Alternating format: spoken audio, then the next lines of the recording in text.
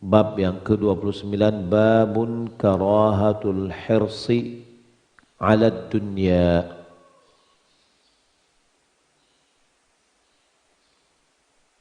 Al-hirsu ala dunya di dalam kamus dikatakan harasa ala syai' ay syaraha ilaihi wa tamassaka bih, yaitu kecenderungan kepadanya dan berpegang teguh dengannya. Yaitu kalau bisa kita terjemahkan kecenderungan ke dunia dan berpegang teguh dengan dunia. Juga dikatakan harasa ala syai' ishtaddat raghbatuhu fih. Keinginannya sangat keras terhadapnya. Berarti al-hirsu ala dunya yaitu keinginan dengan dunia itu yang bersangatan. Maka ini judulnya adalah karahatul hirsi ala dunya. Dibenci atau tercela juga bisa, dibenci, bersangatan keinginan terhadap dunia atau berpegang teguh dengan dunia.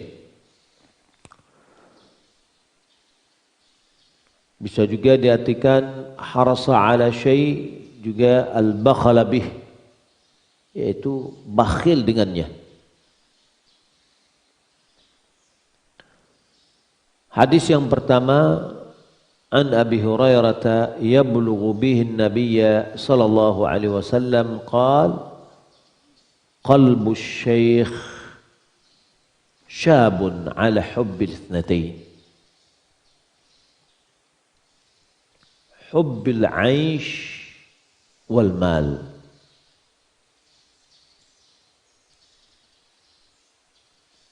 Hati dari syekh, qalbu sebenarnya jantung, tapi sering diterjemahkan dengan hati. Hati dari syekh. Syekh maksud di sini orang yang sudah tua. Ya, mulai dari radhi', anak menyusui, naik ke tifl, ya, kemudian naik kepada setelah baligh syab. Syabun ini pemuda, semangat tinggi.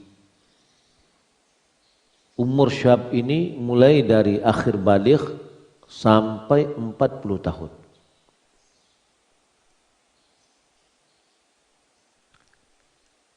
Dari 40 sampai 50 namanya kuhulah. Setelah kuhulah 50 itu sudah syekh. Ya, sudah tua. Nah, syekh orang yang sudah umur 50 berangan-angan pengen umur syab. Karena kalau kita lihat dari umur 40 itu sudah mulai ada penurunan. Kalau mato mulai kabur, ya, uban pada umumnya mulai tumbuh, tenaga sudah mulai turun, tidak sekuat umur 30, 33, 35, itu puncaknya. Ya, umur 33 itu puncaknya. Makanya orang-orang nanti di akhirat itu umurnya berapa? 33 tahun. Masuk neraka, masuk surga umurnya 33 tahun. Dengan Nabi SAW ketika ketemu dengan seorang nenek-nenek, Nabi mengatakan nenek-nenek enggak masuk surga. Karena memang enggak ada umur masuk surga itu yang umurnya nenek-nenek. Kembali umur 33 tahun. Apa rahasianya umur 33 tahun? Ulama mengatakan umur 33 itu adalah puncak semua anggota tubuhnya masih aktif. Ketika dia menikmati sebuah kenikmatan, betul-betul dia rasakan nikmatnya. Yang muda dengan umur setelah 40, 50 ya sudah berbeda. Nah, qalbu syekh, hati dari orang yang tua, syabun, umurnya lah tua, tapi umurnya masih muda, hatinya masih muda. Umurnya sudah tua, hati keinginan masih bergejolak sebagaimana seorang muda. Syabun ala hubbi syai', ala hubb al-ithnatain. Yani hati orang tua muda dalam mencintai dua hal. Yani muda di sini adalah bergejolak. Bagaimana bergejolaknya seorang pemuda? Hubbul aish, cinta hidup, umur panjang, wal mal, cinta dengan harta. Jadi orang yang lah mulai umur 50 tahun, ya, keinginannya untuk tetap masih hidup sekian tahun ke depan, ya, panjang umurnya. Kalau didoakan umurnya 200 tahun bagaimana? Ya. Produktifnya kita sampai umur 40, sampai 50 mungkin ya. Sudah syekhuka itu sudah tidak seperti yang sebelumnya.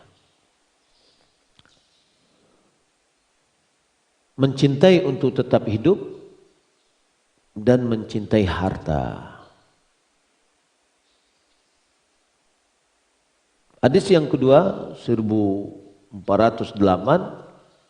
dengan sanadnya kepada Abu Hurairah, anna Rasulullah sallallahu alaihi wasallam qala qalbu syekh syabun ala hubbi itnatain tulil hayah wa hubbil mal. Hati orang yang sudah tua, muda, yang bergejolak, atas mencintai dua hal. Tulul hayah, panjangnya hidup, wa hubbul mal, mencintai harta.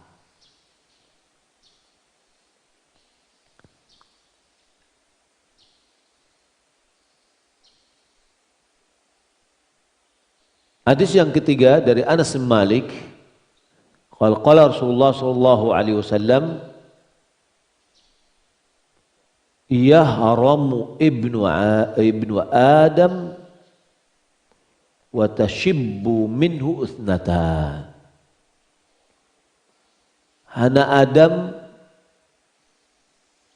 menjadi tua renta, fisiknya menjadi tua renta. Wa tashibbu minhu itnatan. Ada dua hal dari anak Adam itu selalu bergejolak muda.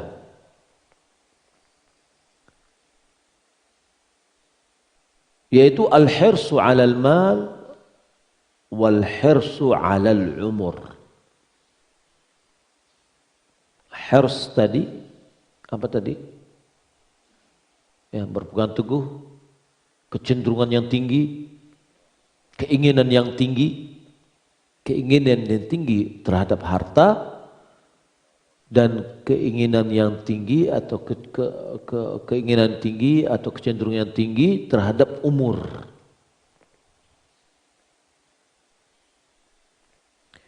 Imam Nawawi dia mengatakan di sini, wa maknanya adalah anna qalba syekh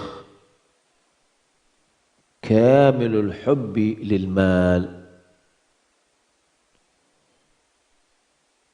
bahwasanya hati orang yang sudah tua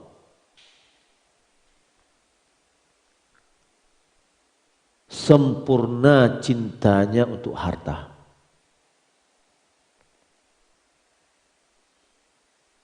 Sehingga kalau kita lihat kadang-kadang orang yang tua lebih pilih daripada orang muda. Baretong mana ya? Anak muda dia kasih gampang dia, ya nanti biar doyan. Tapi kalau yang tua, ya boleh jadi disebabkan susahnya dia mencari uang dulu sehingga dia berpegang teguh dengan piti itu dipaci mana. Ya hitungannya sekian kali berfikir. Betul-betul sempurna al-kamilul hubbi lil mal. Muhtakimun fi dzalika kihtikami quwwati syabi fi syababi. Betul-betul mencekram ya, seperti cekraman kuatnya seorang pemuda di dalam masa mudanya.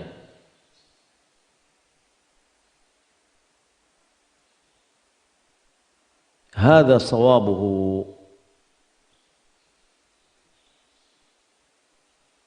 Inilah yang makna yang benar di dalam penafsiran di atas. Wa tashibbu minhu itnatan, dua hal menjadi muda dari orang yang sudah tua ini. Wa huwa bima'na qalbu syekh syabun ala hubbi itnatain. Ini adalah sama dengan maknanya bahwa hati orang yang tua, tapi hati orang tua muda dalam mencintai dua hal. Nah, ungkapan di atas dari hadis-hadis Nabi ini sesuai yang disebutkan oleh Imam Nawawi, ini bukan pujian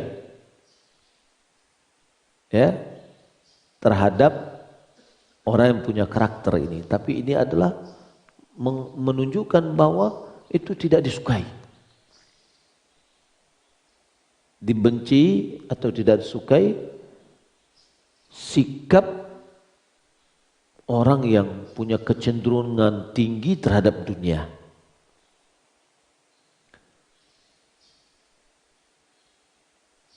Karena kalau kita lihat Nabi SAW kata ad-dunya mal'unah wa mal'unun ma fiha. Dunia itu terlaknat dan apa yang di dalamnya juga terlaknat. Illa dzikrullah wa man walahu wal alim wal muta'allim. Ada 4 yang tidak tercela di dunia ini. Yang pertama berzikir kepada Allah atau zikir, perbuatan zikir kepada Allah. Wa man walahu, yakni orang yang berzikir. Yang ketiga al-alim, orang yang berilmu. Wal muta'allim, orang yang belajar. Maka salah satu faedah dari kita belajar menuntut ilmu agama adalah supaya kita keluar dari kriteria yang terlaknat.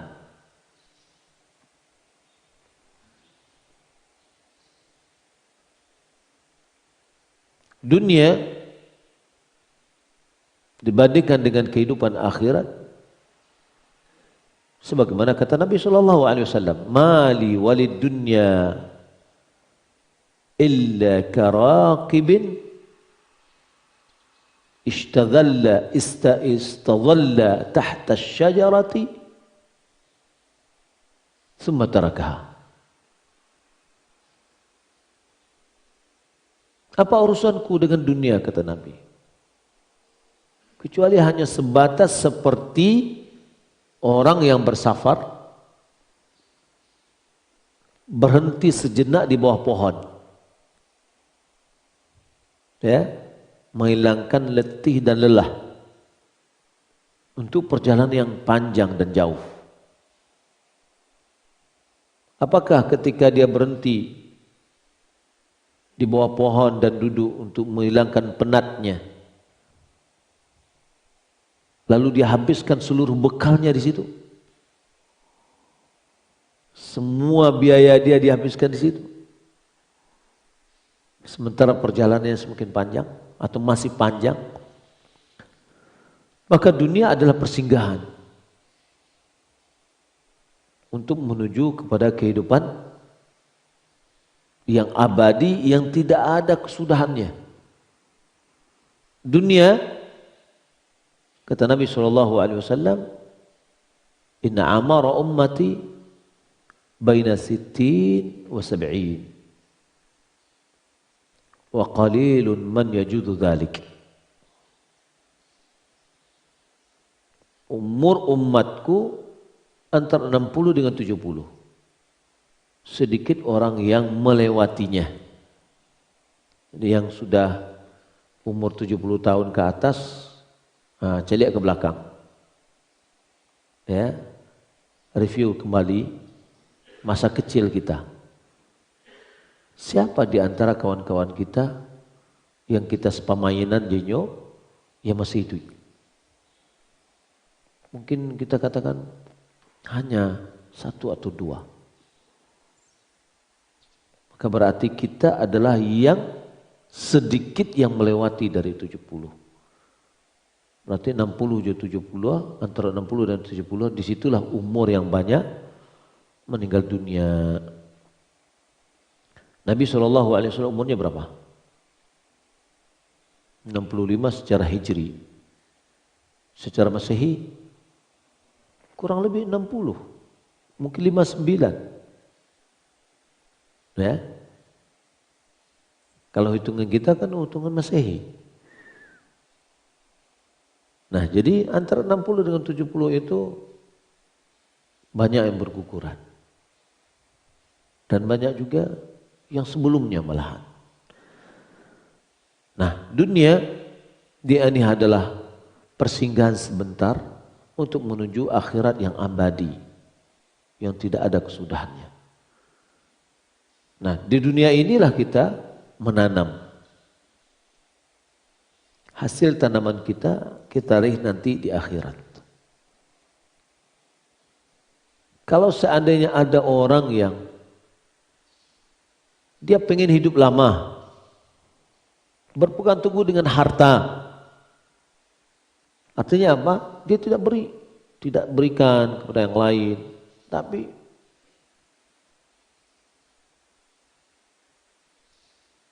dapat uang banyak, yang dipikirkan tabungan. Tabungan apa? Tabungan dunia.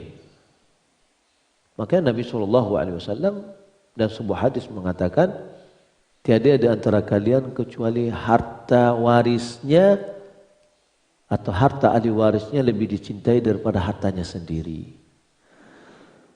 Kata sahabat, enggak ya Rasulullah, tidak ada di antara kita kecuali dia mencintai hartanya ketimbang dari harta ahli warisnya. Kata Nabi, enggak. Tidak ada di antara kalian kecuali harta ahli waris lebih dicintai daripada hartanya sendiri. Hartanya sendiri apa yang telah dia sumbangkan. Harta ahli waris adalah apa yang dia simpan. Ada orang punya harta simpanan miliaran. Ya, untuk apa? Untuk anaknya yang telah Allah tetapkan baginya rezekinya. tapi dia lupa untuk dirinya, bakrajo, banting tulang, peras keringat, tapi dia tidak menyimpan harta untuk dirinya sendiri, tapi untuk ahli warisnya. Harta yang kita simpan untuk diri kita sendiri adalah harta yang apa yang telah kita pakai, apa yang telah kita sedekahkan. Nah, maka hadis-hadis yang kita sebutkan di atas ini menunjukkan bahwa dibenci sikap tomak atau sikap kecenderungan terhadap dunia. Nah, ahsanallahu ilaikum. Babu law anna li ibn Adam wadiyaini labtagha thalitha. Qala haddatsana Yahya bin Yahya wa Sa'id bin Mansur wa Qutaibah bin Sa'id qala Yahya qala akhbarana wa qala al-akharani qala haddatsana Abu Awanah an Qatadah an Anas radhiyallahu anhu qala Rasulullah sallallahu alaihi wasallam law kana li ibn Adam واديان من مال لابتغى واديا ثالثا ولا يملأ جوف ابن آدم إلا التراب ويتوب الله على من تاب. وقال حدثنا ابن المثنى وابن بشار قال ابن المثنى قال حدثنا محمد بن جعفر قال أخبرنا شعبة قال سمعت قتادة يحدث عن أنس بن مالك رضي الله عنه قال سمعت رسول الله صلى الله عليه وسلم يقول فلا أدري أشيء أنزل أم شيء كان يقوله بمثل حديث أبي عوانة. وقال حدثني حرملة بن يحيى قال أخبرنا ابن وهب قال أخبرني يونس عن ابن شهاب عن أنس بن مالك رضي الله عنه عن رسول الله صلى الله عليه وسلم أنه قال لو كان لابن آدم واد من ذهب أحب أن له واديا آخر ولا يملأ فاه إلا التراب والله يتوب على من تاب. وقال حدثني زهير بن حرب وهارون بن عبد الله قال حدثنا حجاج بن محمد عن ابن جريج قال سمعت عطاء يقول سمعت ابن عباس رضي الله عنه يقول سمعت رسول الله صلى الله عليه وسلم يقول لو أن لابن آدم ملء واد لو أن لابن آدم ملء واد مالا لأحب أن يكون إليه مثله ولا يملأ نفس ابن آدم إلا التراب والله يتوب على من تاب. قال ابن عباس فلا أدري أمن القرآن هو أم لا. وفي رواية زهير قال فلا أدري أمن القرآن لم يذكر ابن عباس. وقال حدثني سويد بن سعيد قال حدثنا علي بن مسهر عن داود بن أبي حرب ابن أبي الأسود عن أبيه قال بعث أبو موسى الأشعري إلى قراء البصرة فدخل عليه 300 رجل قد قرأوا القرآن فقال أنتم خيار أهل البصرة وقراؤهم فاتلوه ولا يطولن عليكم الأمد فتقسو قلوبكم كما قست قلوب من كان قبلكم وإنا كنا نقرأ سورة كنا نشبهها في الطول وشدة ببراءة فأنسيتها غير أني قد حفظت منها. لو كان لابن آدم واديان من مال لابتغى واديا ثالثا ولا يملأ جوف لابن آدم إلا التراب وكنا نقرأ سورة كنا نشبهها بإحدى المسبحات فأنسيتها غير أني حفظت منها. يا أيها الذين آمنوا لم تقولون ما لا تفعلون فتكتب شهادة في أعناقكم فتسألون عنها يوم القيامة. نعم. باب لو أن لابن آدم واديين إلا ابتغى ثالثا. Kalau seandainya anak Adam itu memiliki dua lembah, maksud di sini ada dua lembah harta, maka pastilah dia akan mencari lembah yang ketiga. Dengan sanadnya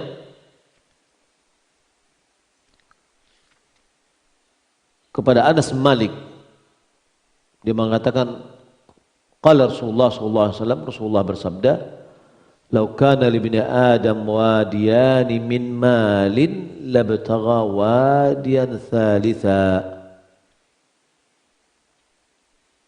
Kalau seandainya anak Adam itu memiliki 2 lembah dari harta, maka pastilah dia mencari lembah yang ketiga. Wala yamla'u jawfa ibni Adam illa turab. Dan tidak ada yang mengisi perut anak Adam kecuali tanah. Wa yatubullahu ala man tab.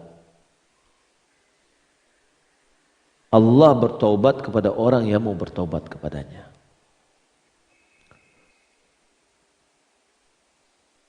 Hadis yang keduanya disebutkan, fala adri asyai'un unzila am syai'un kana yaqulu bimithli hadis Abi Hurairah. Saya tidak tahu apakah ini adalah sesuatu ayat dari Al-Quran yang diturunkan atau dia adalah sama dengan hadis yang lain. Seperti hadis Abi Awana. Yang ketiga, masih dari Anas bin Malik anna Rasulullah SAW qala law kana li ibni Adam wadin min dhahab. Jika seandainya anak Adam memiliki 1 lembah dari emas, ahabba anna lahu wadiyan akhar, maka dia akan mencintai, akan pengen punya 1 lembah lagi emas. Wala yamla'a fahu illa turab. Tidak akan ada yang bisa mengisi mulutnya kecuali tanah. Wallahu yatubu ala man tab. Allah bertobat, memberikan tobat kepada orang yang ingin bertobat. Hadis yang ketiga dari Ibnu Abbas. Dia mengatakan, sami'tu Rasulullah sallallahu alaihi wasallam qala, aku mendengar Rasulullah sallallahu alaihi wasallam bersabda, sami'tu Rasulullah sallallahu alaihi wasallam yaqul, law anna li ibni Adam mil'a wadin mala.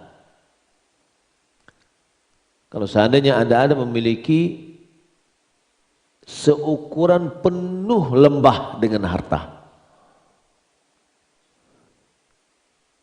la habba yakuna ilahi mithluh, sungguh dia sudah mencintai, pengen dapat yang seperti itu lagi. Wala mila'u nafs ibni Adam illa turab, tidak ada yang mengisi jiwa anak Adam kecuali tanah. Wallahu yatubu ala man tab. Allah memberikan taubat kepada orang yang minta taubat. Ibnu Abbas mengatakan, la adri aminal Quran aminal Quran huwa am la. Aku tidak tahu apakah itu dari Al-Quran atau tidak. Dan riwayat yang lain dikatakan, fala adri aminal Quran am lam yadhkuri Ibnu Abbas. Zuhair dia mengatakan, aku tidak tahu apakah itu dari Al-Quran atau tidak disebut oleh Ibnu Abbas. Begitu juga hadis yang terakhir yang menunjukkan kepada kita bahwa hadis yang sama. Imam Nawawi dia menyebutkan, kalau kana ibni Adam wadiyan min malin labtagha wadiyan thalitha wa la yamla'u jawfa ibni Adam illa turab wa yatubu Allah ala man tab. Kalau seandainya anak Adam memiliki 2 lembah dari harta, pasti dia akan memilih pada yang akan mencari yang ketiganya, dan tidak ada yang memenuhi perut anak Adam kecuali tanah. Dan Allah memberikan taubat kepada orang yang bertaubat. Dalam riwayat yang lain, wala yamla fahu illa turab. Tidak ada yang mengisi mulutnya kecuali tanah. Dalam riwayat yang lain, wala yamla'u nafsa ibni Adam, tidak ada yang mengisi jiwa Adam, anak Adam itu illa turab, kecuali tanah. Fihi, dari hadis ini dapat pelajaran bagi kita, zammul hirsi ala dunya, celaan keingin tinggi terhadap dunia, celaan terhadap keinginan tinggi terhadap dunia. Wa hubbit al-mukatsarah biha war-raghbati fiha, dan celaan mencintai untuk mukatsarah, menumpukkan atau membanyak-banyakkan, ya, menumpukkan dunia, war-raghbati fiha, dan kecenderungan atau keinginan terhadap dunia.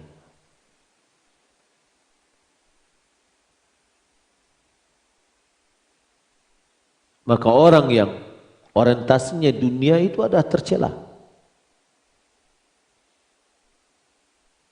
Tapi kalau begitu sudah, saya enggak mau meningkatkan penjualan saya, beradabe segitu salah. Kalau gitu usahanya sudah kembang, saya tidak mau buka cabang satu lagi, dua lagi, tiga kali. Tapi kalau kita lihat, kita buka usaha, tapi tujuan kita usaha ini adalah mencari akhirat. Buka satu toko, lihat bagus prospeknya, buka toko satu lagi. Untuk apa? Untuk bisa menyumbang, membangun masjid, membantu orang yang membutuhkan. Maka ini adalah kelebihan, sebagaimana diungkapkan oleh orang-orang yang miskin, yang lemah ekonomi kepada Rasulullah SAW, zahaba ahlud duthur bil ujur. Orang-orang yang punya harta banyak telah membawa, telah pergi dengan pahala-pahala yang banyak. Yusalluna kama nusalli wa yasumuna kama nasum. Mereka salat sebagaimana kita salat. Mereka berpuasa sebagaimana berpuasa. Kita berpuasa. Wa tasaddaquna bi fuduli amwalihim. Mereka bersedekah dengan kelebihan harta mereka, tapi kita enggak. Ya?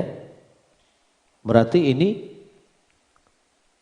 bukan berarti ketika kita ingin membuka usaha, bersemangat untuk mendapatkan usaha dan seterusnya, tidak bisa kita hukum, oh ini orangnya duniawi betul. Tidak, kita tidak bisa menghukumnya seperti itu. Boleh jadi dia gunanya apa? Dia buka usaha untuk dibuka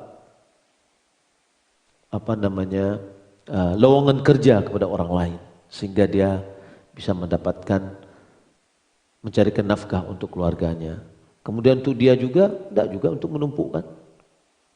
Dia akan berikan siapa yang bisa dia bantu, dibantu dakwah dan yang lain. Abdurrahman bin Auf di antara sahabat, ya, dan dia terkenal dengan konglomerat sahabat. Ketika persiapan perang Tabuk, miliaran, ratusan miliar kalau dibawa rupiah sekarang, dia berikan untuk persiapan perang. Dan itu baru sebagian dari hartanya. Nah, maka hadis-hadis ini menunjukkan kepada kita bahwa jangan kita menjadikan orientasi hidup kita dunia, jangan. Jangan kita menjadikan orientasi hidup kita itu harta, tidak. Harta itu adalah wasilah, sarana untuk menuju pahala. Dunia ini adalah wasilah untuk menuju akhirat kita. Maka ya, hadis yang seperti ini, tercelanya hati kita terpaut dengan dunia. Keinginan termasuk dengan dunia, berpegang teguh dan terpaut dengan dunia ini tercela. Maka ada orang kadang-kadang pikirannya dunia aja, mobil, ya, dan seterusnya, kekayaan. Kalaulah berkumpul otaknya ke situ saja, akan kelihatan. Siapa mencintai sesuatu, dia akan sering mengucapkannya. Ya, jadi kalau dia sering mengucapkan hal itu, menunjukkan kecintaannya untuk itu. Wa mana la yamla'u jawfahu illa turab, makna dari tidak ada yang memenuhi perutnya. Jauf itu adalah rongga yang tengah atau di tengah-tengah, yaitu perut. Illa turab, kecuali tanah. Annahu la yazalu harisan ala dunya hatta yamut, bahwasanya dia senantiasa keinginan terhadap dunianya tinggi sampai mati. Ya, wa yamtali'u jawfuhu min turabi qabrihi. Perutnya itu akan penuh oleh tanah kuburannya. Yani orang ini yang keinginan dunia yang tinggi itu tidak ada yang bisa menghalangnya, tidak ada yang bisa menahannya kecuali mati. Wa hadzal hadits kharaja ala hukm ghalibin bani Adam fil hirs ala dunya. Ini hadis keluar dalam menilai secara dominan terhadap Bani Adam dalam keinginannya yang tinggi terhadap dunia. Ya, ini secara umum anak Adam seperti itu. Wa yu'ayyiduhu, dan diperkuat di sini adalah qauluhu sallallahu alaihi wasallam, wa yatubullahu ala man tab. Dan Allah bertaubat kepada, memberikan taubat kepada orang yang bertaubat. Wa huwa muta'alliqun bima qablahu, dia berkaitan dengan yang sebelumnya. Wa maknanya anna Allah yaqbalu taubata minal hirsil madhmum wa ghairihi minal madhmumat. Sesungguhnya Allah menerima taubat dari kerakusan yang tercela atau yang lainnya dari hal-hal yang tercela. Yani secara umum rakus dengan dunia ini tercela. Tapi kalau orang yang bertobat, Allah akan berikan taubat. Ketika dia ingin mengumpulkan hartanya untuk kebaikan, itu tidak masuk bagian dari hal yang seperti ini. Dari hadis-hadis sebelumnya kita sudah lihat bahwa bagaimana kita didorong oleh Rasulullah SAW untuk mandiri, tidak menjadi beban bagi orang lain. Maka kita tidak boleh meminta-minta kecuali dari 3 perkara. Hadis Qabisah. Ya, yang pertama apa? Orang yang menanggung tanggungan sehingga dia berhutang untuk mendamaikan orang. Yang kedua, orang yang ditimpa musibah pada hartanya sehingga hartanya habis semua. Nggak adon yang dimakannya lagi. Maka dalam kondisi itu boleh dia meminta. Memintanya sekedar dia bisa makan. Ya, bukan untuk mengembalikan kerugian dia. Orang yang rumahnya terbakar, semua barang yang terbakar. Ya. Kalau ada orang terbakar, dia punya toko 5, 1 terbakar, gimana? Boleh nggak dia meminta-minta? Nggak boleh, hartanya masih ada. Yang ketiga apa lagi? Orang yang jatuh miskin dan keadaannya diberikan kesaksian oleh 3 orang. Itu yang boleh kita meminta.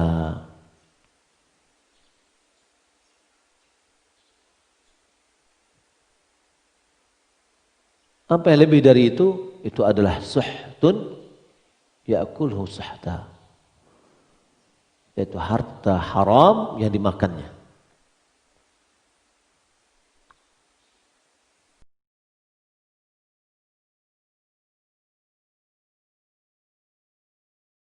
Nah, jadi ini menunjukkan kalau seandainya tidak boleh minta, ya berarti kita harus berkarya.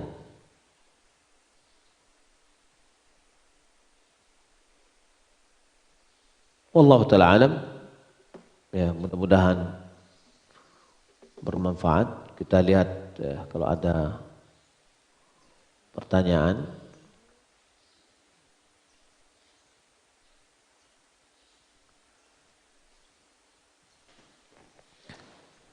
Apa ada amalan di malam tahun baru Hijriah? Karena di tempat saya diadakan doa-doa, zikir-zikir tertentu, tapi saya tidak mengikuti amalan apa yang sesuai sunnah.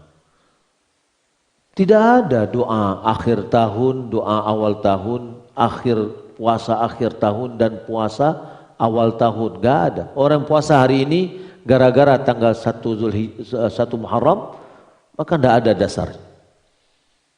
Kalau dia hari ini berpuasa gara-gara ini adalah hari Kamis, iya sesuai dengan sunnah. Tapi tidak ada kaitannya berhubungan dengan akhir tahun dengan awal tahun. Doa di akhir tahun juga tidak ada. Ini adalah bid'ah yang dilakukan oleh orang-orang yang menganggap ini adalah baik. Kita tutiklah penutupan, ya, menutup buku, ya, tutup buku dengan amalan baik. Enggak ada. Amalan itu sesuai dengan sunnah apabila memenuhi 6 kriteria. Siapa yang tahu? Yang pertama, sebab. Kalau seandainya amalan itu ada sebabnya, maka sebabnya harus sesuai dengan sunnah. Yang kedua, tata cara. Yang ketiga, ukuran. Kalau seandainya berkaitan dengan ukuran. Yang keempat, jenis. Kalau sehubungan dengan jenis. Kalau ibadah itu jenis tertentu, maka harus dikaitkan dengan jenisnya.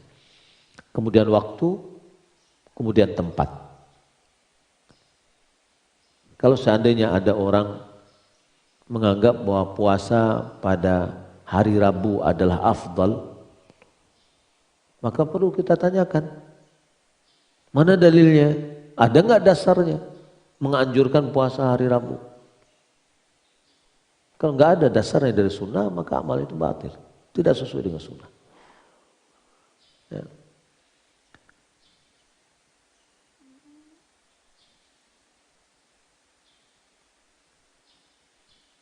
Saya ingin bertanya sama Bapak Ustadz, bagaimana hukumnya garin masjid atau mushola meminta infak ke warga komplek, nanti petugasnya diberi 10% dari infak.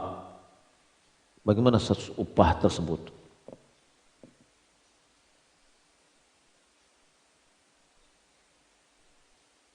Wallahu a'lam.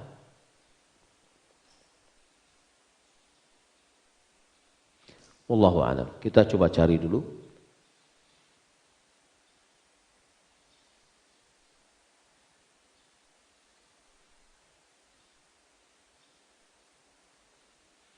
Saya kemarin mendengar kajian tentang tauhid, tapi kurang paham. Apa perbedaan tauhid rububiyah dengan uluhiyah? Bagaimana kita membuktikan bahwa kita sudah bertauhid dalam kehidupan sehari-hari? Tauhid rububiyah, tauhid itu adalah mengesahkan Allah. Ya, tauhid mengesahkan Allah. Tauhid rububiyah mengesahkan Allah di dalam perbuatannya. Yakni apa perbuatan Allah? Mencipta, misalkan. Bahwa Allah itu esa dalam mencipta. Di antara perbuatan Allah memberi rezeki. Yang memberi rezeki itu hanya Allah saja. Tidak ada yang lain memberi rezeki. Jadi tauhid rububiyah itu lebih banyak kepada pengenalan. Kita mengenal Allah dan kita esakan Allah dengan perbuatannya.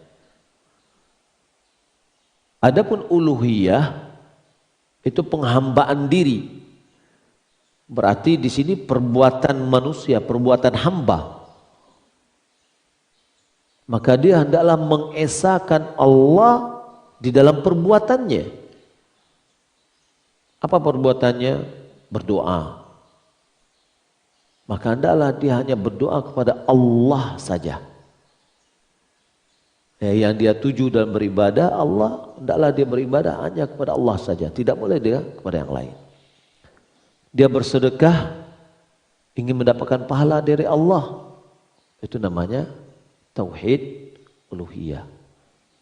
Tapi ketika dia bersedekah ingin dipuji oleh orang, berarti tauhid uluhiyahnya dipertanyakan. Di situ sudah ada unsur riya, ada unsur syirik di dalamnya. Lalu bagaimana kita membuktikan bahwa kita sudah bertauhid dalam kehidupan sehari-hari? Ya, kalau kita dalam kegiatan-kegiatan kita mengesahkan Allah Subhanahu wa taala. Kita meyakini bahwasanya Allah yang menciptakan ini, Allah mengatur jagat raya ini, maka dalam tauhid rububiyahnya kita sudah bertauhid. Namun tauhid ini belum bisa memasukkan seorang ke dalam Islam. Karena tauhid ini pun ada pada orang-orang Quraisy, orang-orang kafir Quraisy. Walain sa'altahum man yarzuqukum minas sama'i wal ard. Jika kamu bertanya kepada mereka, siapa yang memberimu rezeki dari langit dan bumi? Amma yamliku as-sam'a wal absar. Siapa yang memiliki pendengaran penglihatan? Wa may yukhrijul hayya minal mayyit wa may yukhrijul mayyita minal hayy wa may yudabbirul amr fasayaquluna Allah. Siapa yang mengeluarkan yang hidup dari yang mati dan mengeluarkan yang mati dari yang hidup? Siapa yang mengatur urusan ini semua? Orang-orang kafir Quraisy mengatakan Allah. Fasayaquluna Allah. Mereka mengatakan Allah. Faqul afala tattaqun. Katakan kepada mereka, kenapa kalian tidak takut? Kenapa kalian tidak bertakwa kepada Allah untuk mengibadati Allah semata? Kenapa tetap meminta kepada selain Allah? Dalam kehidupan kita, adalah kita mengikhlaskan amalan kita karena Allah, memberi karena Allah, ya, dan seterusnya. Itu adalah bentuk aplikasi kita dalam tauhid, dalam keseharian kita. Wallahu a'lam. Saya mau tanya, tadi malam kan malam surah di tempat saya. Setiap malam surah ramai-ramai mandi di sungai, katanya biar dimudahkan rezeki dan jodoh. Kemudian di daerah Jogja, di keraton, ramai-ramai datang ke keraton rebutan dengan kotoran kerbau, bule, katanya biar dimudahkan rezeki. Juga seperti apa yang juga seperti ini, apakah termasuk syirik dari hamba Allah dari Semarang? Kita lihat keberkahan itu datangnya dari mana?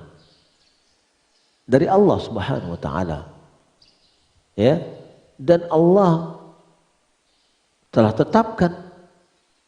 Melalui apa kita ketahui? Melalui nas-nas baik dari Al-Qur'an maupun hadis Nabi sallallahu alaihi wasallam.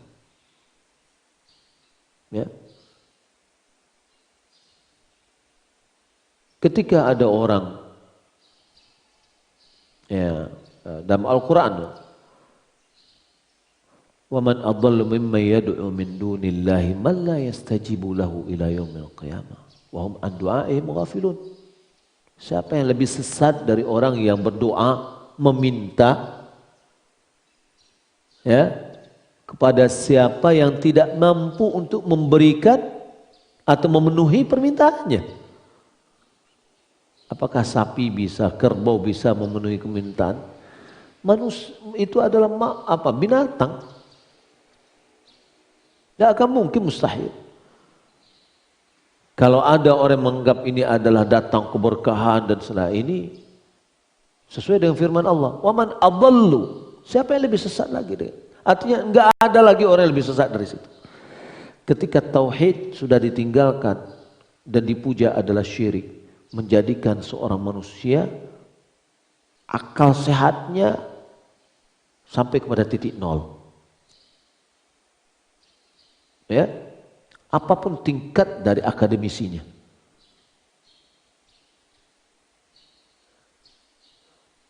Masa binatang atau barang benda mati, ya, lalu kita katakan ini adalah akan mendatangkan keberkahan. Nah, ini adalah perbuatan yang tidak diragukan lagi adalah di dalamnya unsur syirik.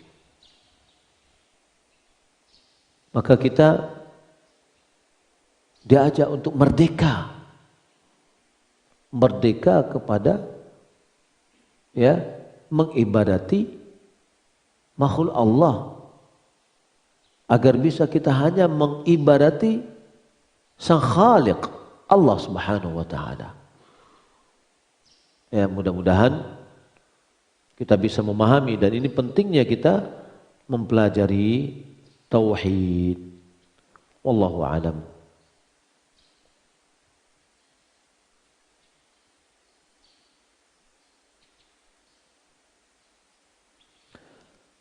Ustaz, apakah boleh kita memakan nasi yang diantarkan ke rumah, sedangkan yang mengantar itu hasil dari mengantarkan itu hasil dari tahlilan, sementara ana tidak ikut tahlilan, tapi diantarkan nasi. Saya pernah menanyakan kepada Syekh Ali Hasan Abdul Hamid dan Syekh Salim bin Aid Al-Hilali pada tahun, kalau tidak salah, 2007, di mana pertanyaan mirip seperti ini yang kita tanyakan. Makanan dari acara yang dalamnya ada unsur bid'ahnya, ya seperti tahlilan dan yang lainnya dari kematian, lalu dikirimkan nasi bungkus. Ya. Kata Syekh, terima tapi nasihati. Karena kita tidak boleh membuang nasi. Ya, kita tidak boleh membuangnya. Harus kita hormati, kita makan. Tidak boleh mubazir. Tapi ketika kita dikasih, dinasihati dengan cara yang baik. Wallahu ta'ala alam. Demikian, mudah-mudahan bermanfaat. Sallallahu Muhammad wa ala alihi wa sahbihi ajma'in. Wassalamualaikum warahmatullahi wabarakatuh.